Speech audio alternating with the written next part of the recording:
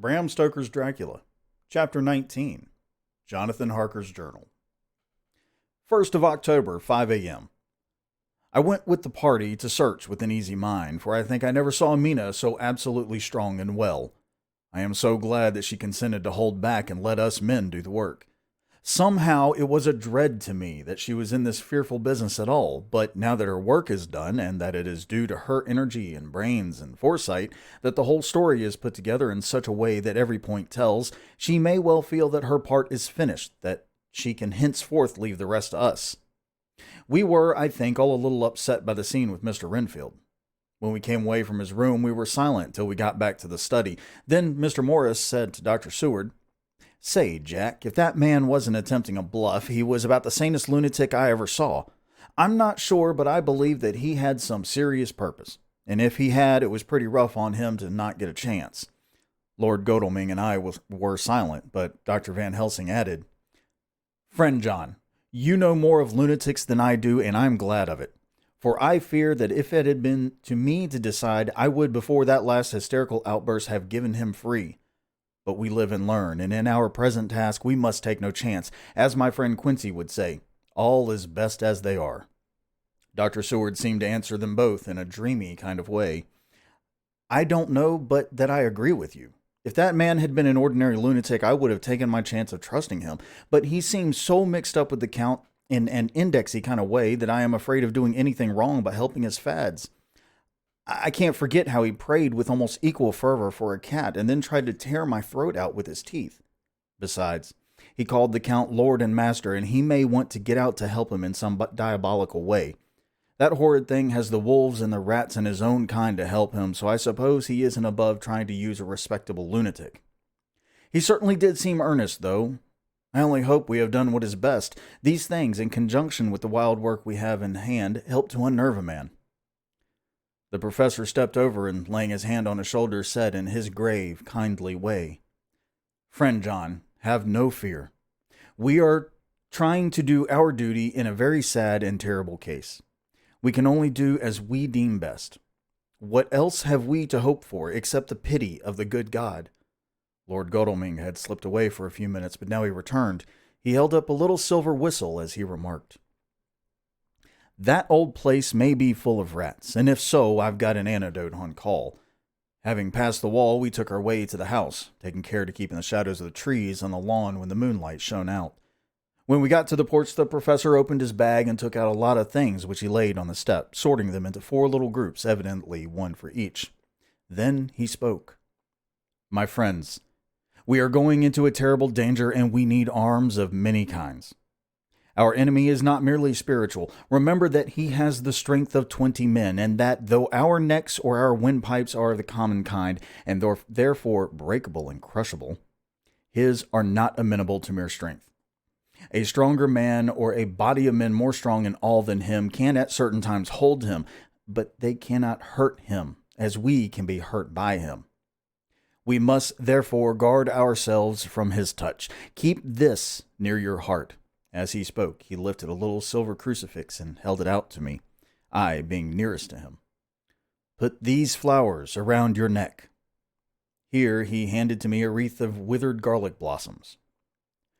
"For other enemies more mundane, this revolver and this knife, and for aid in all, these so small electric lamps which you fasten to your breast. And for all, and above all at the last, this, which we must not desecrate needless."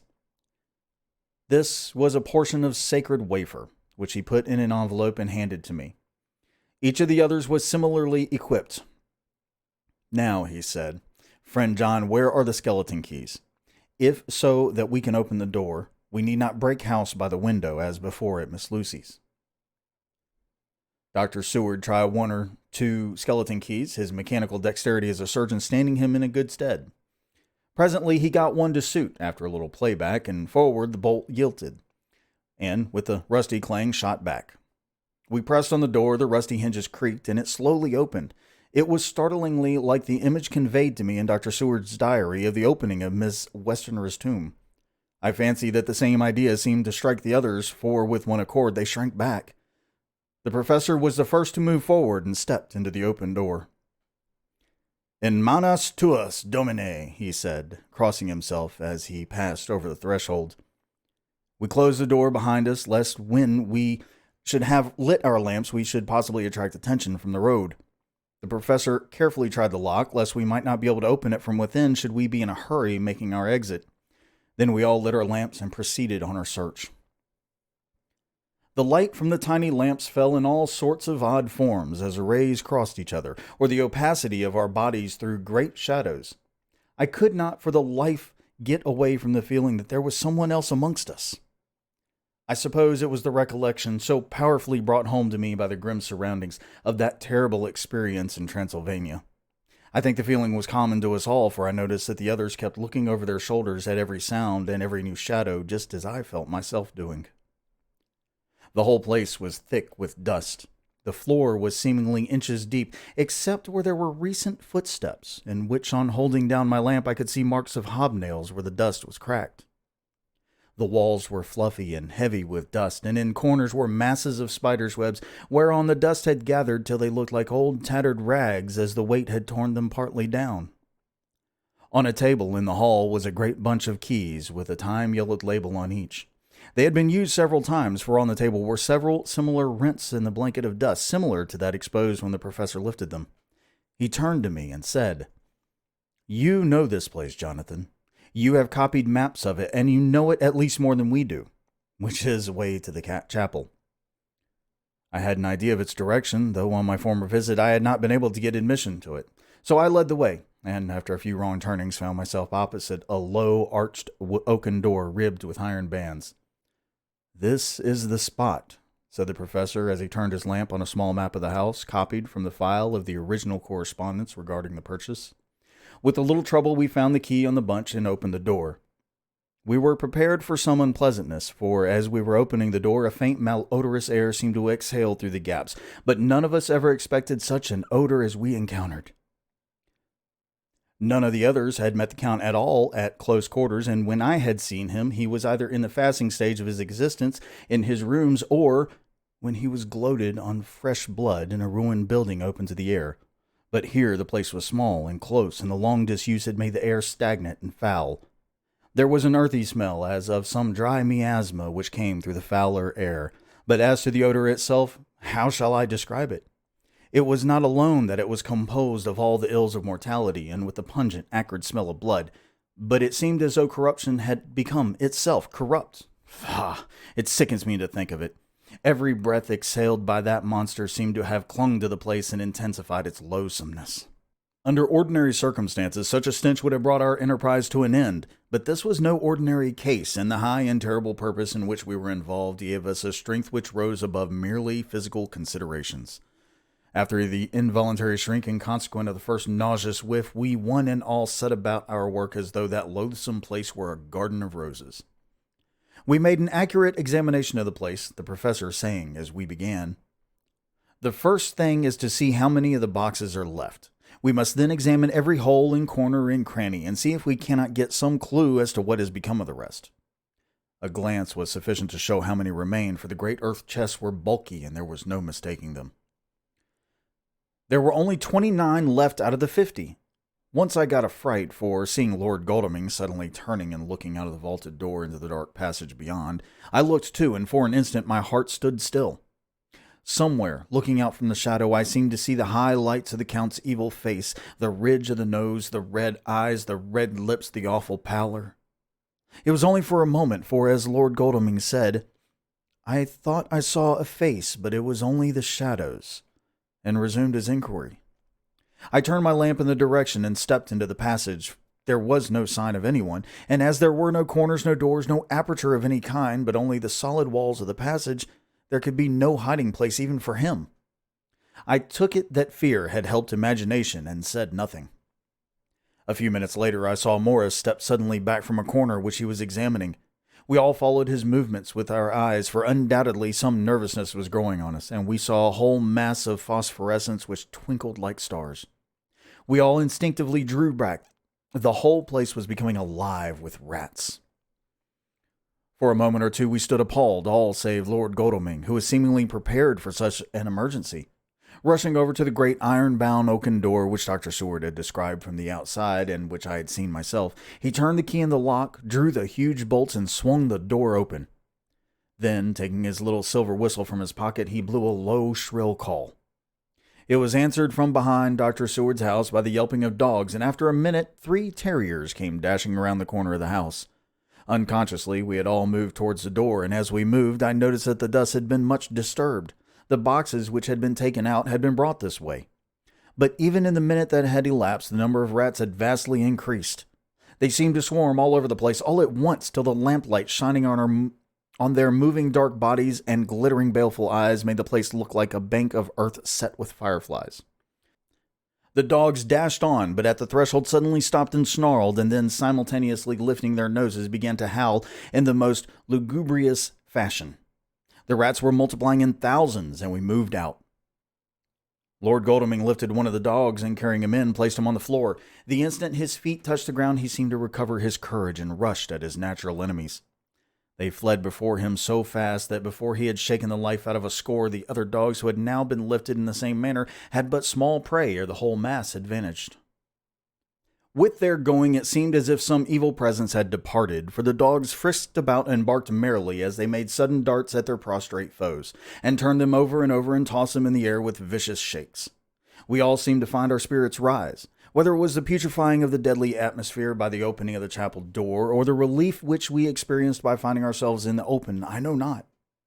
But most certainly the shadow of dread seemed to slip from us like a robe, and the occasion of our coming lost something of its grim significance, though we did not slacken a whit in our resolution. We closed the outer door and barred and locked it, and bringing the dogs with us, began our search of the house. We found nothing throughout except dust in extraordinary proportions, and all untouched save for my own footsteps when I had made my first visit. Never once did the dogs exhibit any symptom of uneasiness, and even when we returned to the chapel, they frisked about as though they had been rabbit hunting in a summer wood. The morning was quickening in the east when we emerged from the front. Dr. Van Helsing had taken the key out of the hall door from the bunch and locked the door in orthodox fashion, putting the key into his pocket when he had done. "So far," he said, "our night has been eminently successful. No harm has come to us such as I feared might, and yet we have ascertained how many boxes are missing. More than all do I rejoice that this, our first, and perhaps our most difficult and dangerous, step has been accomplished without bringing thereunto our most sweet Madam Mina, or troubling her waking or sleeping thoughts with sights and sounds and smells of horror which she might never forget. One lesson, too, we have learned, if it be allowable to argue a particulari, that the brute beasts which are to the Count's command are yet themselves not amenable to his spiritual power. For look, these rats that would come to his call, just as from his castle top he summoned the wolves to your going, and to that poor mother's cry. Though they come to him, they run pell-mell from the so little dogs of my friend Arthur. We have other matters before us, other dangers, other fears, and that monster, he has not used his power over the brute world for the only last time tonight. So be it that he has gone elsewhere. Good. It has given us opportunity to cry check in some ways in this chess game which we play for the stake of human souls. And now let us go home. The dawn is close at hand, and we have reason to be content with our first night's work. It may be ordained that we have many nights and days to follow, if full of peril, but we must go on, and from no danger shall we shirk." The house was silent when we got back, save for some poor creature who was screaming away in the distant wards, and a low moaning sound from Renfield's room. The poor wretch was doubtless torturing himself after the manner of the insane with needless thoughts of pain. I came tiptoe into our room and found Mina asleep, breathing so softly that I had to put an ear down to hear it. She looks paler than usual. I hope the meeting tonight does not upset her. I'm truly thankful that she is to be left out of our future work and even of our deliberations. It is too great a strain for a woman to bear. I did not think so at first, but I know better now. Therefore, I am glad that it is settled. There may be things which would frighten her to hear, and yet to conceal them from her might be worse than to tell her if once she suspected that there was any concealment. Henceforth our work is to be a sealed book to her, till at least such a time as we can tell her that all is finished, and the earth free from a monster of the netherworld. I dare say it will be difficult begin to keep silent after such confidence as ours, but I must be resolute, and tomorrow I shall keep dark over tonight's doings, and shall refuse to speak of anything that has happened. I rest on the sofa so as not to disturb her. 1st of October, later.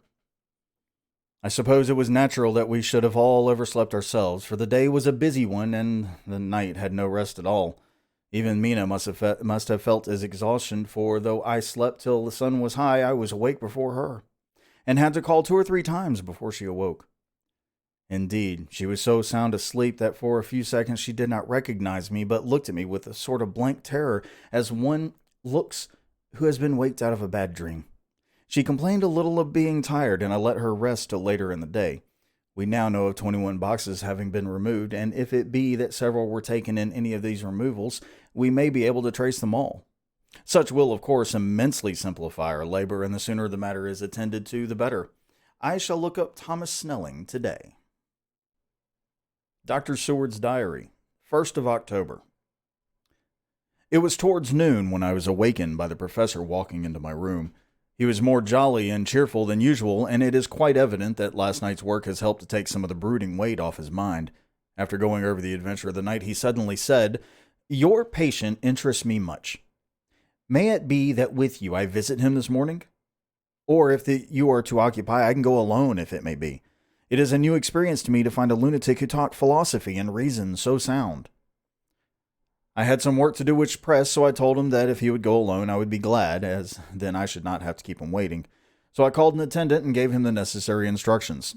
Before the professor left the room, I cautioned him against getting any false impression from my patient. "But," he answered, "I want him to talk of himself and of his delusion as to consuming live things.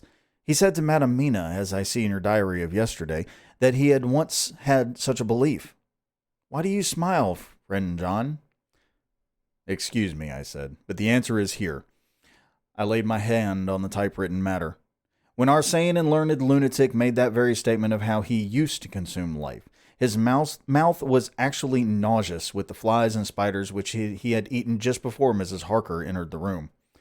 Van Helsing smiled in turn. "Good. Your memory is true, friend John. I should have remembered. And yet it is this very obliquity of thought and memory which makes mental disease such a fascinating study. Perhaps I may gain more knowledge out of the folly of this madman than I shall from the teaching of the most wise. Who knows?" I went on with my work, and before long was through that in hand. It seemed that the time had been very short indeed, but there was Van Helsing back in the study. "Do I interrupt?" he asked politely as he stood at the door. "Not at all," I answered. "Come in. My work is finished and I am free. I can go with you now, if you like." "It is needless. I have seen him." "Well?" "I fear that he does not appraise me much.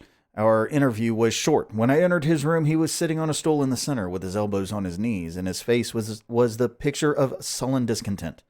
I spoke to him as cheerfully as I could, and with such a measure of respect as I could assume.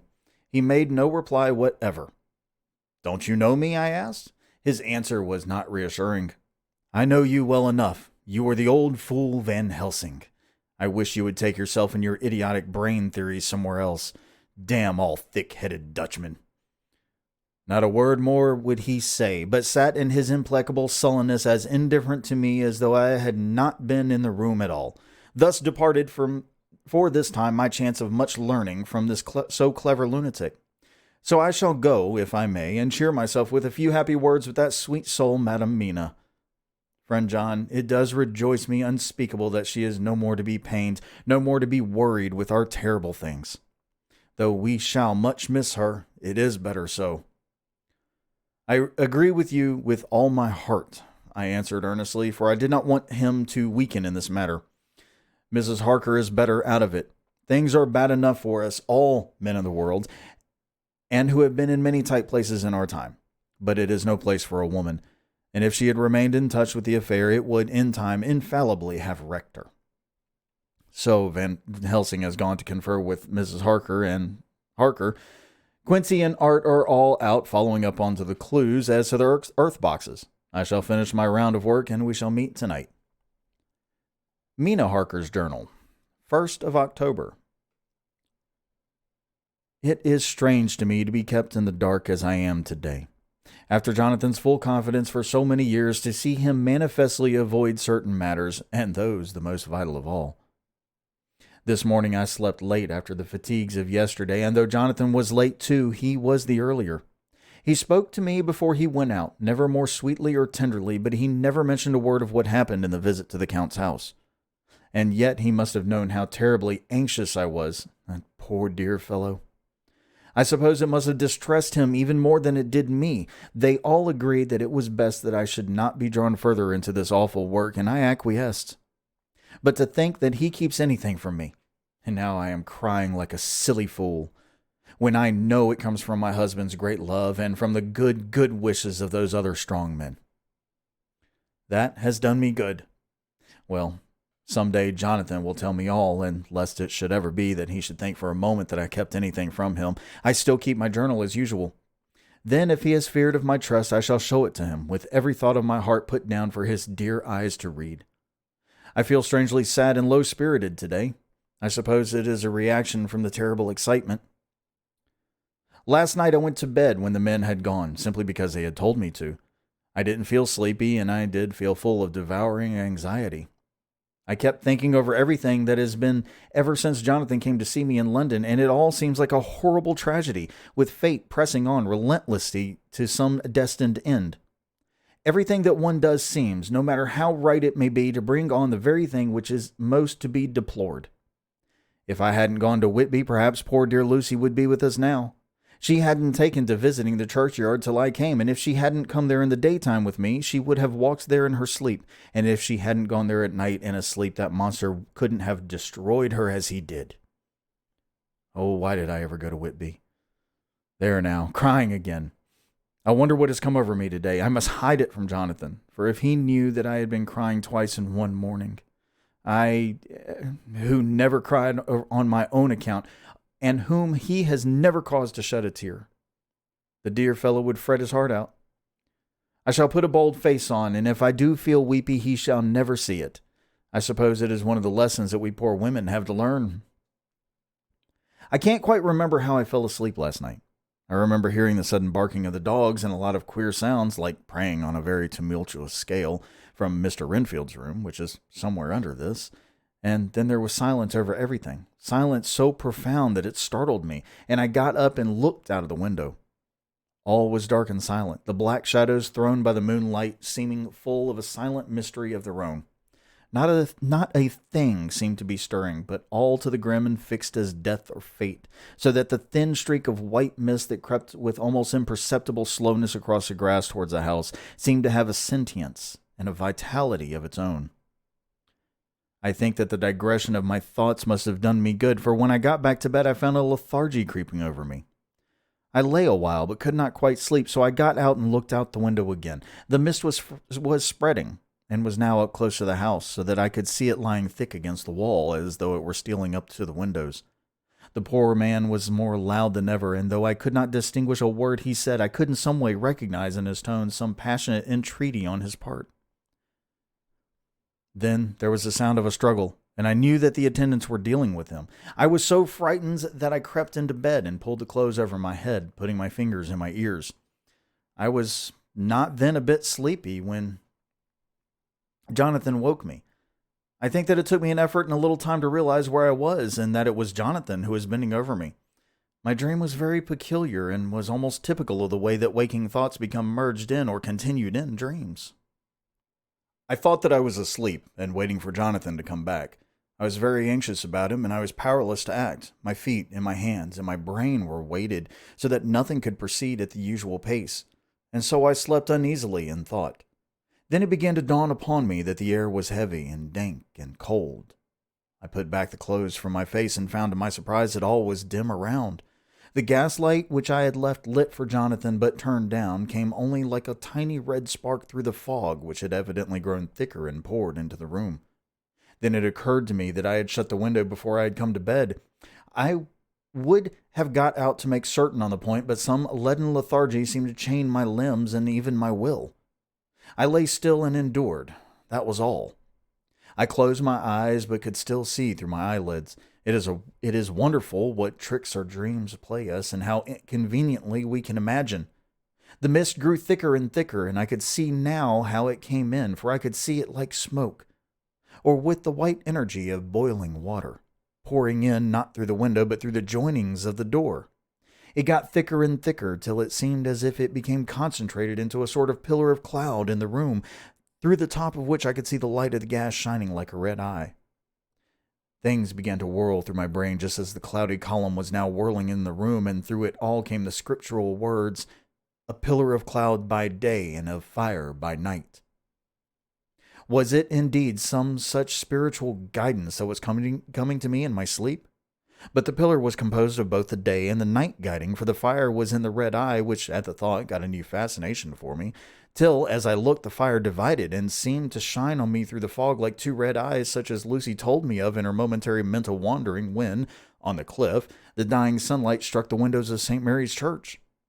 Suddenly the horror burst upon me that it was thus that Jonathan had seen those awful women growing into reality through the whirling mist in the moonlight, and in my dream I must have fainted, for all became black darkness.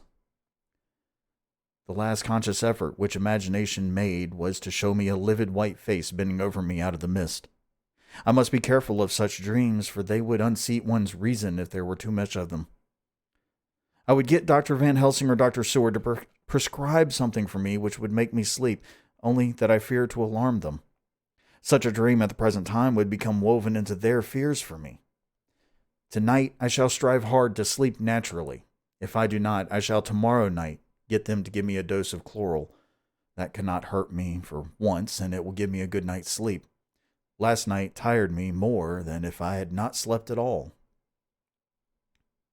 2nd of October, 10 p.m. Last night I slept but did not dream. I must have slept soundly, for I was not waked by Jonathan coming to bed, but the sleep has not refreshed me, for today I feel terribly weak and spiritless. I spent all yesterday trying to read, or lying down dozing. In the afternoon, Mr. Renfield asked if he might see me. Poor man. He was very gentle, and when I came away he kissed my hand and bade God bless me. Some way it affected me much. I am crying when I think of him.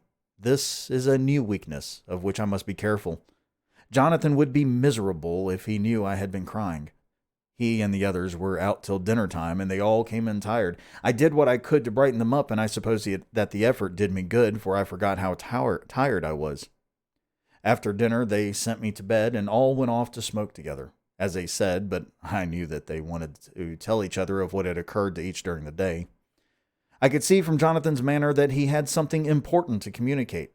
I was not so sleepy as I should have been, so before they went I asked Dr. Seward to give me a little opiate of some kind, as I had not slept well the night before. He very kindly made me up a sleeping draught, which he gave to me, telling me that it would do me no harm, as it was very mild. I have taken it, and am waiting for sleep, which still keeps me aloof. I hope I have not done wrong, for as sleep begins to flirt with me, a new fear comes, that I may have been foolish in thus depriving myself of the power of waking. I might want it. Here comes sleep. Good night. And thus ends chapter 19 of Bram Stoker's Dracula. Very, very interesting. This is going to end up being a very, very interesting next couple of chapters. However, as with most books, once you get past the midpoint of the book, events tend to ramp up. Emotions tend to build, excitement tends to, everything starts happening. All right. And that's one of the big things. It's one of the things that hooks you with a book. It hooks you with a story will get its claws into you and it will drag you along. It is what it is. It's just how it works. Today, I want to talk about a couple of different things. Particularly something new. And let me pull it up real quick here. There is a new stream team, and I've actually joined the Discord for it, and I am trying to decide if I want to apply for it. They're opening applications on this coming Wednesday, and they're called Sidequest. It is... it has been created by new partners, That Nerd Violet, Jambo, and then there's Zobi, Thanrand, and Spectissa. Let me tell you what. The Discord has been absolutely hopping. There is a lot of interest in this particular stream team. Now, what do? Their mission goal is simple. They want to make a difference. What does that mean? Okay. I'm just going to read a little snippet from their Steam from their stream team page. Welcome to Sidequest, a diverse team of like-minded creators built to make a difference both on and off our platform.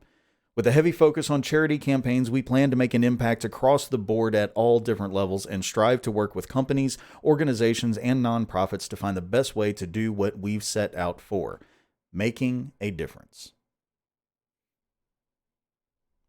I love the idea.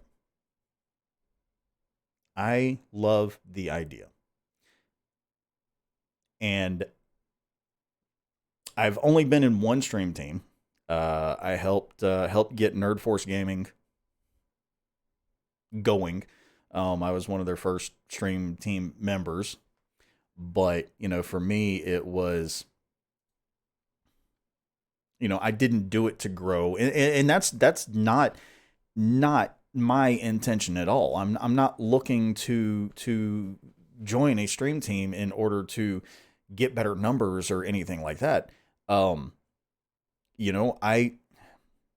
want to make a difference. I want to try to make a difference. I want to try to raise money for different charities. You guys know that I do Extra Life all year long. I still have plans on one more long Extra Life stream, probably somewhere around 8 to 12 hours, maybe longer. Might end up doing that the Saturday after Black Friday, like I did last year. So we'll see. Which I'm talking about all this. I'm talking about streaming. I'm talking about stream teams. What I haven't mentioned is that I am now streaming over on Twitch, of course, Thursday nights, Friday nights, and Saturday nights at 8 p.m. Eastern. Thursdays and Fridays, we actually just started Detroit Become Human. Saturdays are going to be, playing with viewers. Right now, it's Dead by Daylight. Could be Overwatch. We'll see. As for my Extra Life campaign, we are at $1,920 for the year. My goal is $2,000. I would love to hit $5,000. I don't expect to. I would love it. I would absolutely love it. The being able to support a local children's hospital that at this point can actually use the funding. COVID-19 has the cases have increased, and I have heard word that the hospitals in the area they're struggling a little bit, not as bad as some of the bigger cities, some of the bigger, more dense populations. Population density is very, very important in all of this. And while the population of the city surrounding the children's hospital that I raise money for through Extra Life, it's not a huge city. In fact, we'll call it a glorified town. Okay. They've had a lot of cases in the last several weeks. Anyways, guys, 19 chapters down. I believe we have 8 remaining. Next week will be 20, of course. Don't forget, I am also on SoundCloud, which is kind of odd because it's not music. I'm reading bedtime stories. How about that? 5-minute bedtime stories. I'm on Twitter. Follow me there. Already told you about Twitch. Yes, I broke down and got He-Man on Battlecat because I'm an adult and I make good decisions when it's not something that I should be doing. Up there should be a subscribe button. Over here should be a playlist for Dracula. And that's going to be it for today. Next week, like I said, we'll hit chapter 20. It ought to be fun because I already see the fact that there is an accent in the beginning. Yay! I don't do well with those. Y'all have a great week.